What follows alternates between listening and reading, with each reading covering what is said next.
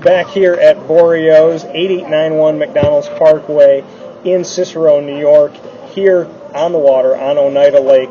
Beautiful opportunity for you to come out and get a perfect view, hang out with us once a month. Adrian Autry, Syracuse Orange men's basketball assistant coach, and I, Dan Tortora, am the guy that he did not recruit, but I have my own show, Dan Tortora Broadcast Media, bringing you all these shows. And if I could go back in time, I think I'd like to be coached by you. Coached by me? Yeah, I think I could. I'm going to be tough enough, Dan. Oh, I am definitely tough enough. Definitely. Still owe me that one-on-one game. I know. We made that promise here. I'm getting ready. All right. He's trimmed down a little bit, folks, too. So he's getting ready for this. Getting ready. Got to get ready. Got to get ready. Don't want to lose. And speaking of getting ready, I want to talk about this season coming up. And first with Chris McCullough, who's a guy that's obviously looking to help the front court for Syracuse. It's a small class. It's only Chris McCullough in the front court, Caleb Joseph in the back court. Starting with Chris, who we've talked about, and you can make sure you look at those shows. Wake Up Call TV is on youtube.com/wakeupcalldt. You can also get it on the Seeing Orange with Red page on wakeupcalldt.com. You like that? I like that. Play with your name a little bit there. No, I like that. But Chris, who we've spoken about, I want to go a little bit deeper into it in what Chris could be right now, because that's a question that, you know, you don't all see this on the live show here, but when we take breaks, we talk with the community a lot, and Adrian's been speaking about Chris and what he could be coming in right off the bat. What do you see if he was to play a game tomorrow? What could Syracuse benefit from having with him? Well, I mean, he's very talented. He's very skilled. He can do a lot of things, but he's still young. You know, he's still developing. But when you see him do some things, you know, I think it gives you an indication of what he could be. Yeah. So, you know, again, if we play today, it depends. I mean, the right day you might get a double-double. You know, on a normal day you might get, you know, single. So again, but that comes with maturity. But the talent is there. Yeah. He's long. You know, he can shoot the basketball. He can defend. And you know, he's a really good player. You know, but he's still young, and I know the expectations are, you know, off the charts. The good thing is he'll have some help, you know, with Rakeem Christmas and, you know, Mike Vinegar and those guys returning. So he'll have some upperclassmen to kind of help him and guide him through this process. But the talent is definitely there. One thing that you talked about off the air was what he can do instead of hoping to get the foul, how he can front you and then go around and make a move. I want to go into that a little bit deeper and how you believe he can be a little bit more effective than maybe some of the other players that we're leaving with. Well, I think, you know, he has the ability to put the ball on the floor, and in saying that, a lot of times people say, oh, he's big and he can put the ball on the floor.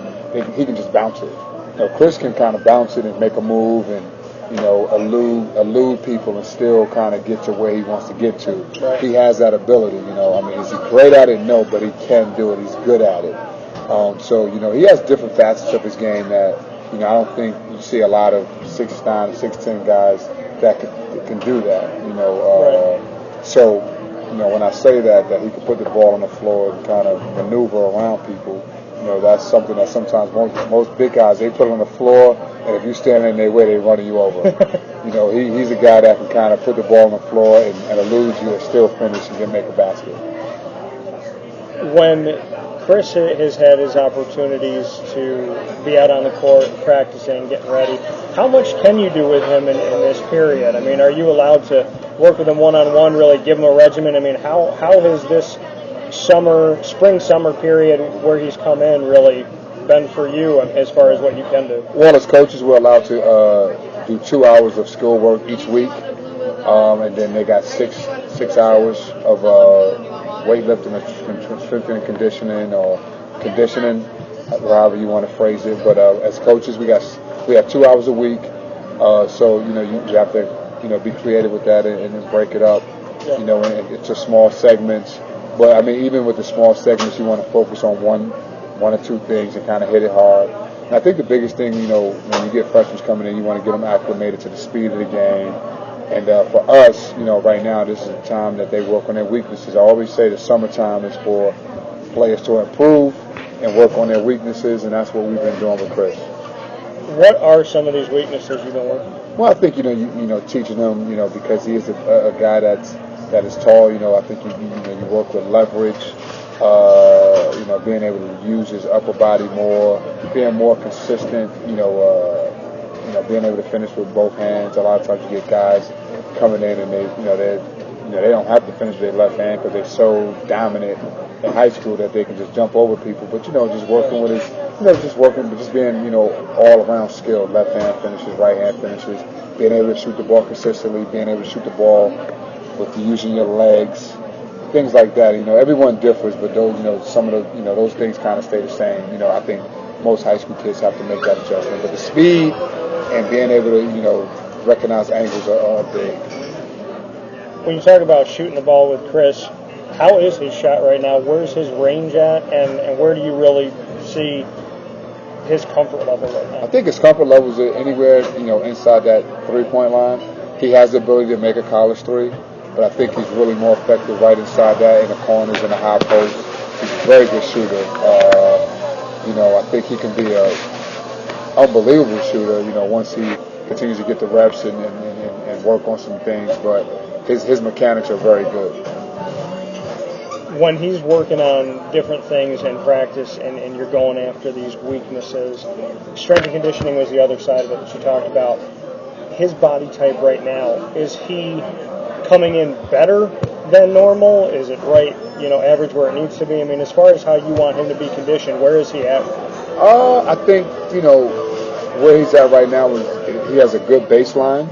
I think once we get back and we come back to start school and, we get with the team, I think, he has a good baseline where he can transition right into where we need to get him to where he wants to get to by the time the season starts. So he's not behind, but I think he has a good foundation right now. I think he has a good baseline to be able to build upon what he's getting ready to endure once we start back in late August.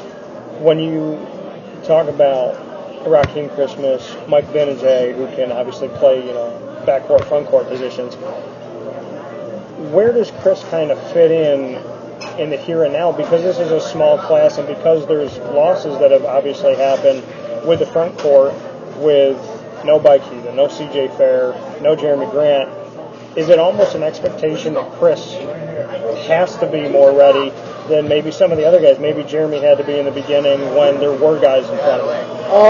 I think he has to be ready, but still we have Tyler Roberson, who I think will have a big year for us. He'll get more time. You have B.J. Johnson, then you have Raheem Christmas. So I think he does need to contribute, but I don't think it's as much as much pressure as it is, but I think he does have to contribute. There's no question about it. He has to play and be able to contribute and help us win.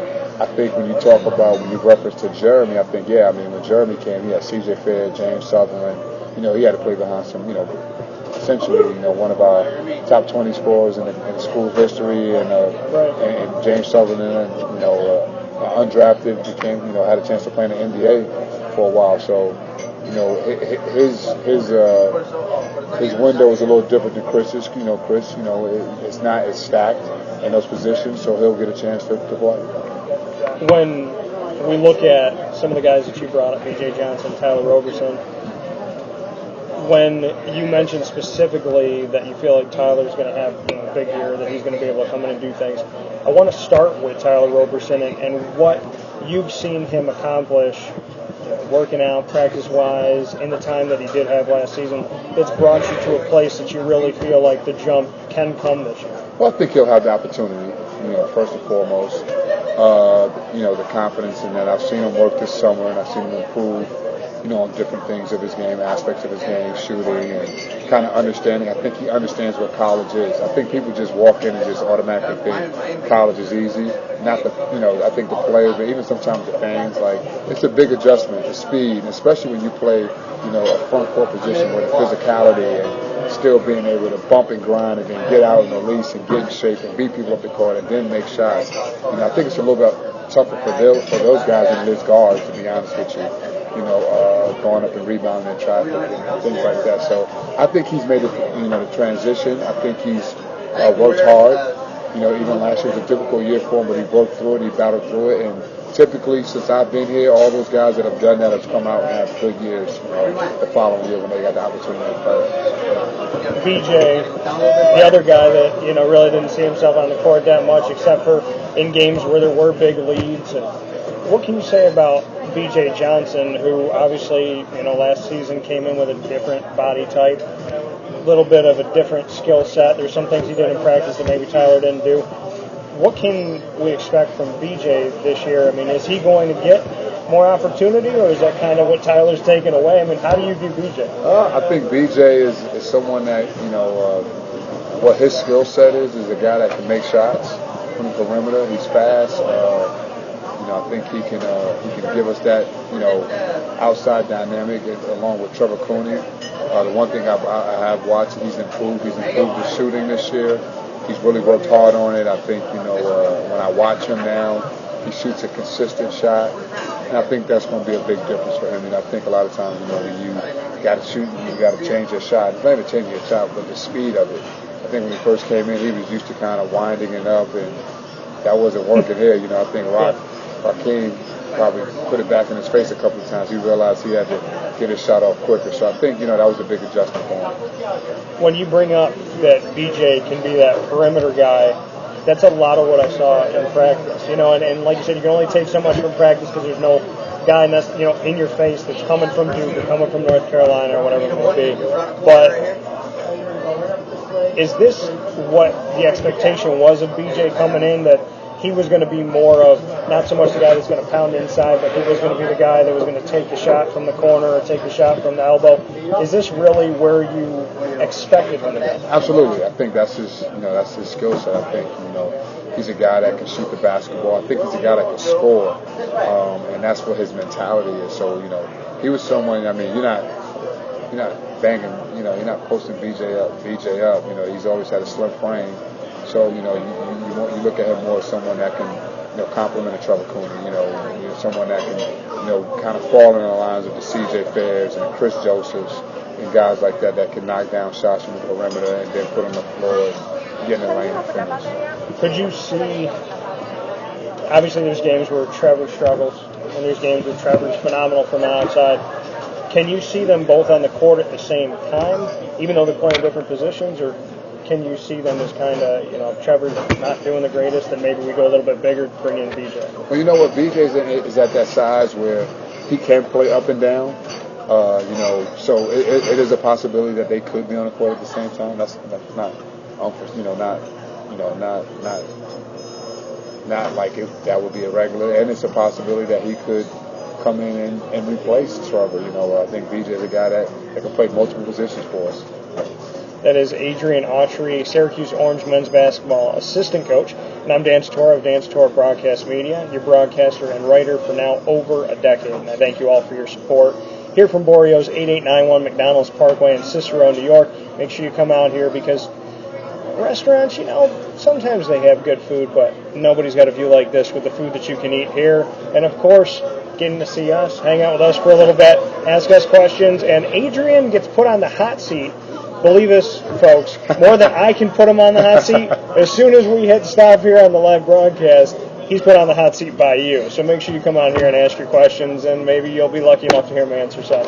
Right here at Boreo's 8891 McDonald's Parkway in Cicero. We'll be right back on wakeupcalldt.com and on YouTube, wakeupcalldt TV, which is youtube.com/wakeupcalldt.